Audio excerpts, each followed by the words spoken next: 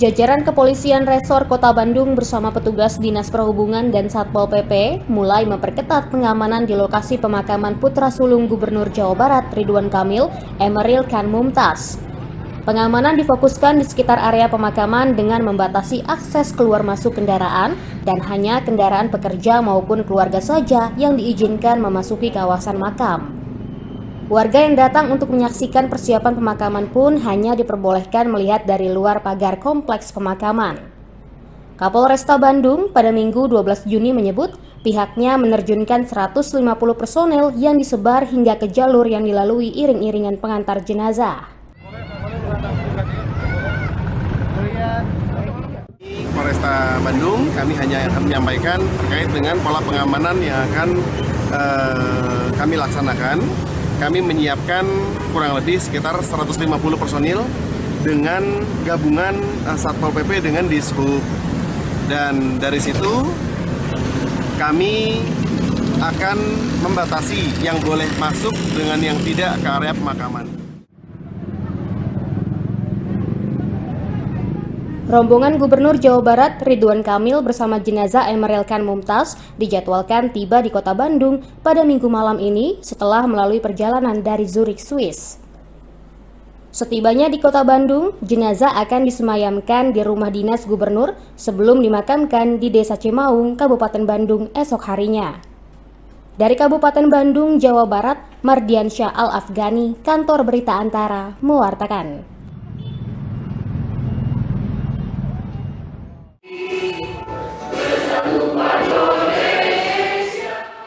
Menteri Koordinator Bidang Pembangunan Manusia dan Kebudayaan Menko PMK, Muhadjir Effendi, mengajak semua pihak untuk mencegah kasus kekardilan atau stunting di Maluku Utara. Hal ini disampaikan Menteri PMK dalam acara pelantikan Keluarga Besar Pelajar Islam Indonesia (KBPII) wilayah Maluku Utara di Kota Ternate pada Minggu 12 Juni.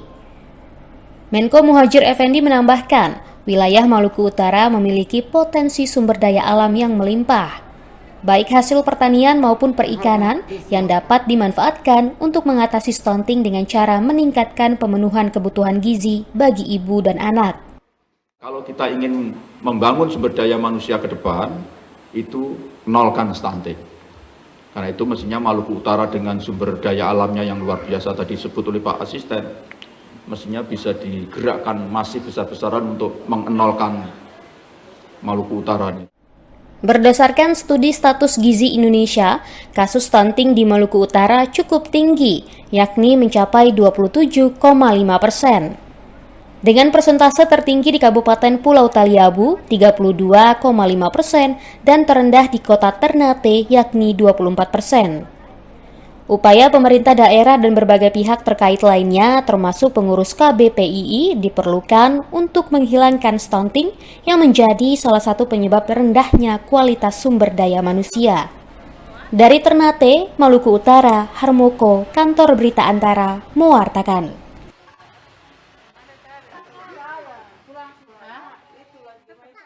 Yuk Paus, yuk Paus. Untuk hiu laksanakan keliling dengan daerah kebakaran terlebih dahulu, kapal yang melaksanakan kebakaran. Setelah itu evakuasi apabila ada korban, laksanakan evakuasi apabila korban. Badan Keamanan Laut Bakamla KN Pulau Dana berhasil memadamkan kapal motor KM Bintang Surya yang terbakar di perairan Karimun, Selat Malaka, Riau.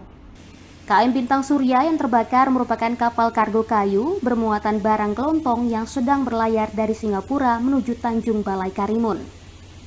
Komandan KN Pulau Dana 323 Letkol Bakamla Hananto Widinugroho dalam video yang diterima Antara pada Minggu 12 Juni mengatakan, permintaan bantuan melalui kontak radio diterima kapal penjaga perbatasan KN Pulau Dana 323 saat melaksanakan patroli di Selat Malaka.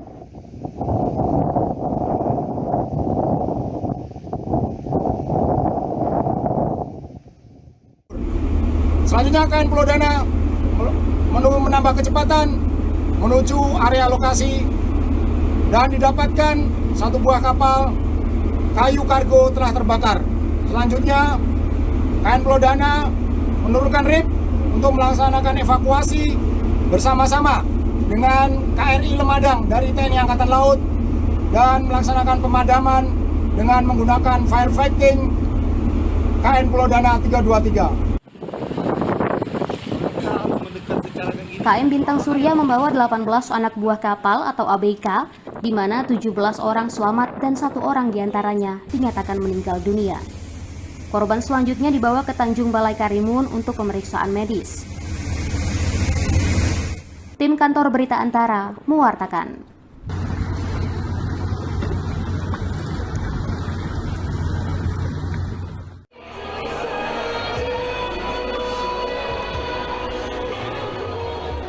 Menjelang peringatan Hari Anti Narkotika Internasional HANI, Badan Narkotika Nasional BNN Provinsi Kalimantan Tengah bekerja sama dengan Unit Transfusi Darah UTD Kota Palangkaraya menggelar kegiatan donor darah. Kegiatan yang digelar di salah satu pusat perbelanjaan di Kota Palangkaraya ini menjadi salah satu wujud sinergi BNN dalam upaya perang melawan narkotika dan menjaga ketersediaan darah di Kota Palangkaraya. Kepala BNN Kalimantan Tengah Brigjen Pol Sumirat Dwianto saat ditemui langsung pada Minggu 12 Juni menyambut baik antusias masyarakat yang hendak mendonorkan darahnya. Tak kurang sebanyak 250 pendonor telah berpartisipasi mendaftarkan diri secara online. Tema kami adalah setetes darah bersinar, menyelamatkan jiwa sesama. Ini karena kita lihat yang namanya darah bersinar itu tidak hanya luar biasa, darah yang luar biasa yang bersih dan bersinar tanpa narkoba. Ini menjadi tema kami. Di sini hari ini yang sudah mendaftar secara online sekitar 250 orang. Sementara itu, Kepala Unit Transfusi Darah Dr. Maria Dewi Purwanti menuturkan, kebutuhan darah di Kota Palangkaraya setiap bulannya mencapai 1.500 kantong. Dirinya berharap kegiatan ini dapat meningkatkan partisipasi masyarakat dan instansi lainnya guna memenuhi ketersediaan stok darah Kota Palangkaraya. Stok darah selalu dibutuhkan untuk setiap bulannya masih di angka 1.500 kantong. Harapannya dengan banyaknya kegiatan yang dilaksanakan oleh instansi-instansi seperti BNNP hari ini bisa mendukung keberadaan stok. Tapi ya memang karena acara-acara seperti ini tidak bisa rutin kita adakan, karena ini kan juga BNNP mengadakan acara dalam rangka HANI ya, Hari Anti Narkoba Internasional. Harapannya instansi yang lain ikut mendukung juga ketersediaan stok darah dengan cara rutin mengadakan kegiatan-kegiatan. Tentu saja kami sebagai masyarakat sangat mendukung. Kebetulan juga saya adalah peserta donor aktif, jadi ini juga memudahkan saya untuk tidak donor ke PMI lagi karena sudah waktunya saya bisa donor di kegiatan yang dilaksanakan oleh BNN dan bekerja sama dengan GEPA Kota Palangkaraya. Kegiatan dalam rangka menyambut Hari Anti Narkotika Internasional 26 Juni mendatang ini sebagai wujud sinergitas upaya perang melawan narkotika agar masyarakat memiliki ketahanan diri dan daya tangkal terhadap penyalahgunaan narkotika. Dari Palangkaraya, Kalimantan Tengah, Redianto Tumon, Kantor Berita Antara mewartakan.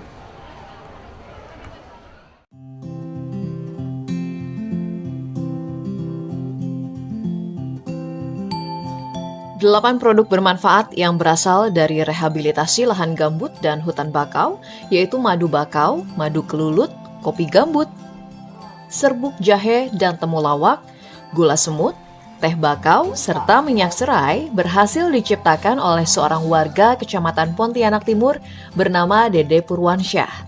Selain menjadi skenario untuk mencegah perambahan dan pembakaran hutan, pemulihan alam menggunakan teknik pengendalian proses penanaman dan pertumbuhan atau silvikultur tersebut juga berhasil meningkatkan ekonomi keluarga dengan total omset per bulan berkisar di angka 24 hingga 80 juta rupiah. Penggagas produk lahan rehabilitasi Dede Purwansyah Minggu 12 Juni mengatakan seluruh bahan baku berasal dari lahan gambut yang telah terbakar maupun hutan bakau yang telah direhabilitasi di 5 kabupaten di Kalimantan Barat. Ini merupakan bagian dari skenario kami untuk mencegah terjadinya perambahan hutan dengan meningkatkan nilai ekonomi dari hasil hutan tersebut.